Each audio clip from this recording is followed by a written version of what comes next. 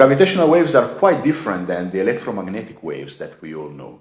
They warp space-time, expanding it in one direction and compressing it in the opposite direction. Experiments like the LIGO and Virgo interferometer that are only a few kilometers long, they can detect gravitational waves at short wavelengths that come from the crash of massive black holes that are just a bit more massive than our sun.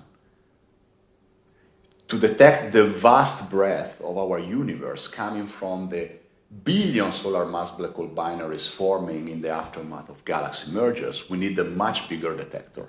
A detector of the size of our own galaxy. And that's where Pulsar timing array comes into play.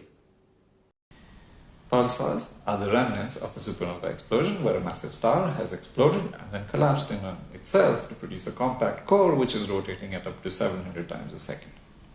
As it rotates, thin beams of radio emission from the pulsar cross detectors on Earth, producing a tiny pulse, much like a tick in your clock. So these are cosmic clocks. The ticks of these cosmic clocks can be affected by any source of perturbation as the radio light from the distant pulsar travels to Earth. One of the sources of perturbation could be gravitational waves that are emitted by supermassive binary black holes, which are orbiting each other over millions to billions of years. The European Pulsar Timing Array has been searching for signals of this kind using observations of pulsars over the last 30 years, and we are on the cusp of ape detection.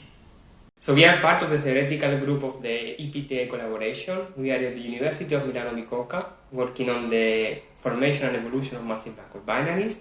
We are trying to investigate if the signal detected by PTA collaboration, in particular the European one, is produced by massive black hole binaries, and it seems that the most likely source is actually gravitational waves from massive black hole binaries. The gravitational wave background that we are searching is observed as a long-term signal that is common to all pulsars, and that has a particular signature due to the quadrupolar nature of gravitational waves.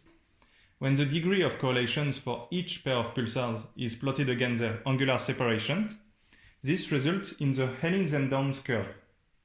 It's actually this curve that allows us to distinguish the gravitational wave background from any other signal in the pulsar timing data.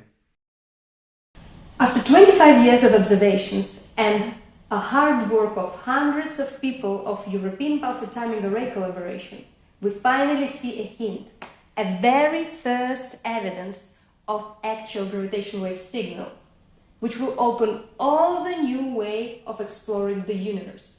And it's only the beginning, because as the signal becomes stronger, we will be able to investigate the properties of supermassive black hole binaries as well as evolution of galaxies and potentially detect gravitational wave signal from Big Bang